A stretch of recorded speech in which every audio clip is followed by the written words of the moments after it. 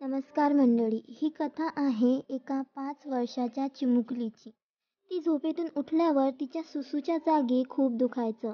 तिच्यासोबत दररोज नेमकं काय घडत होतं? आई गं, आई, मला सुसू करताना खूप दुखतंय म्हणत 5 वर्षाची स्वरा रडायला लागली. स्वरा, अगं मागच्या आठवड्यात तर आपण डॉक्टर काकूला दाखवून आणलं ना? असं कसं तुला सारखं युरिन इन्फेक्शन होतंय?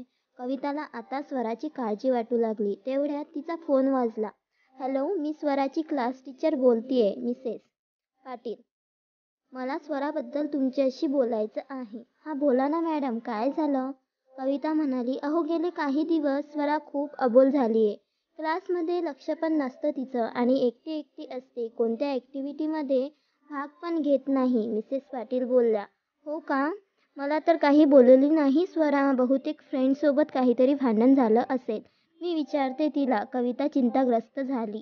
अहो भांडण नाही वाटत मला. आय होप तुमच्या घरी सगळं ठीक आहे. ती खूप मागे पडलीये क्लासमध्ये. जरा तिच्याशी बोलून बघा म्हणत क्लास टीचरने फोन ठेवला. कविताचं मन सुन्न झालं.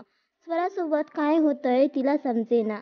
दर 2-3 दिवसांनी तिला युरिन इन्फेक्शन होतंय आणि आता वर्गात पण अबोला धरलाय. कविताच्या मनात संशयाची पाल चुकचुकली.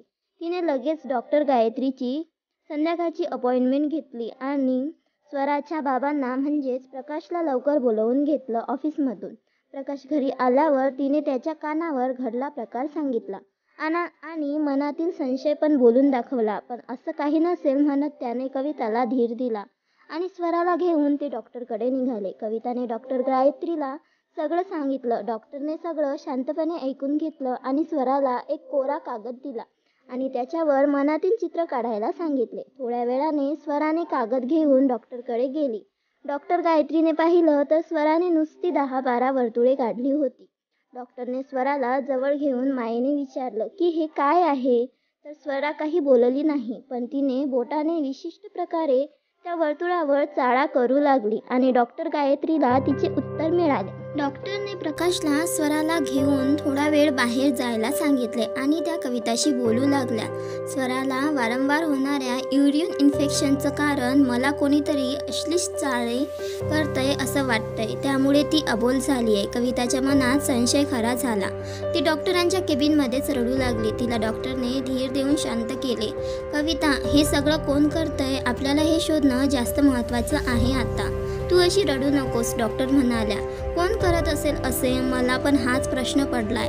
घर आणि शाळा याशिवाय स्वरा कुठे जाते आणि तिच्याकडे नीट लक्ष देता यावं म्हणून मी जॉबसुद्धा सोडला माझा. तरी कुठे मी कमी पडले हेच कळत नाहीये मला, कविता म्हणाली. हे बघ, आपल्याला स्वराच्या कळाने घ्यावं लागणार आहे. ती मनातून खूप घाबरलीये. तिच्या मनात काय चालू आहे हे तुलाच काढून घ्यावं लागणार आहे, डॉक्टर म्हणाल्या. हो, पण हा विषय इतका नाजूक आहे आणि स्वराचं वय पण इतकं कमी आहे की मी तिला काय सांगू आणि काय विचारू?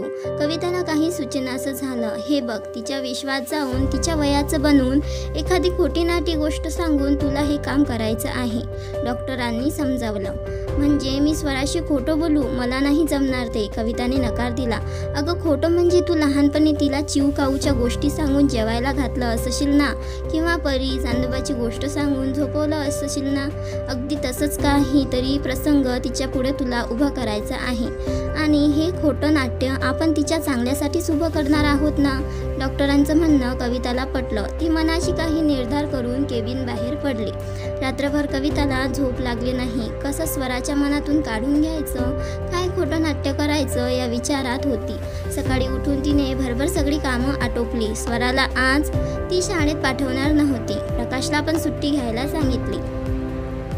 कविताने प्रकाशला सगळं सांगून ठेवलं होतं, काय खोटं नाटक बोलायचं ते. सकाळपासून स्वरासोबत दोघांनी वेळ घालवला. स्वरा पण दोघांबरोबर खुश होती. स्वराचा मूड बघून दोघांनी नाटिका सुरू केली. कविता एक राजकन्या झाली आणि प्रकाश दुष्ट राक्षस झाला होता. आणि मग हळूहळू तो राक्षस राजकन्येला कसा त्रास देतो हे दोघांनी सांगायला सुरुवात केली. आणि मग नंतर राजकन्या एका कोपऱ्यात रडत बसली असते. स्वरा त्या खोट्या गोष्टीत खूप हरवून जाते. रडत बसलेल्या आपल्या आईकडे म्हणजेच राजकन्येकडे जाऊन म्हणते, रडू नकोस, मला पण एक राक्षस काका असाच त्रास देतात. मला पण खूप वाईट वाटते. मग कोणता राक्षस काका? कविताने पटकन विचारली. स्कूल व्हॅनचे काका, ते मला टच करतात आणि त्रास देतात, स्वरा बोलली. कविताने पटकन बॉडी पार्ट्सचा तक्ता तिच्या समोर धरला आणि विचारले, मला यावर सांग, कुठे कुठे टच करतात? आणि स्वराने बोट दाखवून सांगितले. आणि ती आईच्या कुशीत जाऊन रडायला लागली. आई ग, ते स्कूल व्हॅनचे काका मला टच करतात शुशूच्या जागी.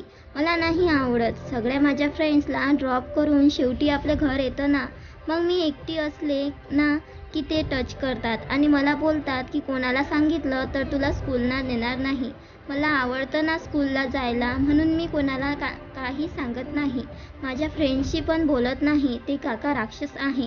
स्वराने सगळं काही सांगितलं. त्यानंतर प्रकाश आणि कविताने पोलिसात तक्रार केली. त्या स्कूल व्हॅनच्या ड्रायव्हरला अटक करण्यात आली. दोघांनी स्वराच्या शाळेतही कळवलं. सगळे पालक त्यानंतर सतर्क झाले. त्यानंतर स्वरा पण पूर्ववत झाली. काही दिवसांनी पुन्हा उत्साहाने शाळेत जाऊ लागली. आपल्या लेकीला पुन्हा हसताना खेळताना बघून कविता आणि प्रकाशला पण बरं वाटलं. गेल्या काही दिवसात किती काय घडलं ना. बातम्यांमध्ये किंवा पेपरमध्ये वाचनात येणारी घटना आपल्याला 5 वर्षाच्या स्वरासोबत होईल असं वाटलं पण नव्हतं. मला तर तिला बाहेर सोडायला भीतीच वाटते आता. जग किती वाईट आहे ना, कविता प्रकाशला म्हणाली. जग वाईट आहे म्हणून आपण स्वराला घरात बसवून नाही ठेवू शकत. बॅड टच आणि गुड टच मुलांना शिकवणं ही काळाची गरज आहे. घरात आपण पालक आणि शाळेत शिक्षकांनी पण शिकवलं पाहिजे हे. मला तर वाटतंय या सोबत लहानपणापासून त्यांना सेल्फ डिफेन्स पण शिकवला पाहिजे. शिक्षणासोबत या गोष्टी पण महत्त्वाच्या आहेत, प्रकाश म्हणाला. बरोबर आहे तुझं. आणि मुलांसोबत संवाद पण गरजेचा आहे. आपण एक खोटी नाटिका करून या वेळेस तिच्याकडून सगळं काढून घेतलं, कारण तिचे वय खूपच लहान आहे रे. हे नवं युग, यामधील मुलांच्या समस्या पण वेगळ्याच आहे. त्यामुळे आपल्याला पण नवीन युगाचा, नवीन पालकत्वाच्या समस्यांना सामोरं जायची तयारी ठेवली पाहिजे. कविता म्हणाली, मी सुद्धा लहान मुलीची आई आहे. मला वाटतं गुड टच आणि बॅड टच तिला शिकवणं खूप गरजेचं आहे. तुम्हाला काय वाटतं याबद्दल मला नक्की सांगा. मित्रांनो, ही कथा वाचताना माझ्या पण अंगावर शहारा आला. मी पण एका मुलीची आई आहे. खरंच असे कुणासोबतही होऊ नये, म्हणून आई बाबा म्हणून आपण आपल्या मुलांशी खूप फ्रेंडली राहणे गरजेचे आहे. त्यांच्यामध्ये लहानपणापासूनच हा विश्वास निर्माण करणे खूप गरजेचे आहे की चांगली असो वा वाईट, आपण कोणतीही गोष्ट आपल्या आई-बाबांशी शेअर करू शकतो आणि त्यांचे सोल्युशन आई-बाबा नक्की काढू शकतात.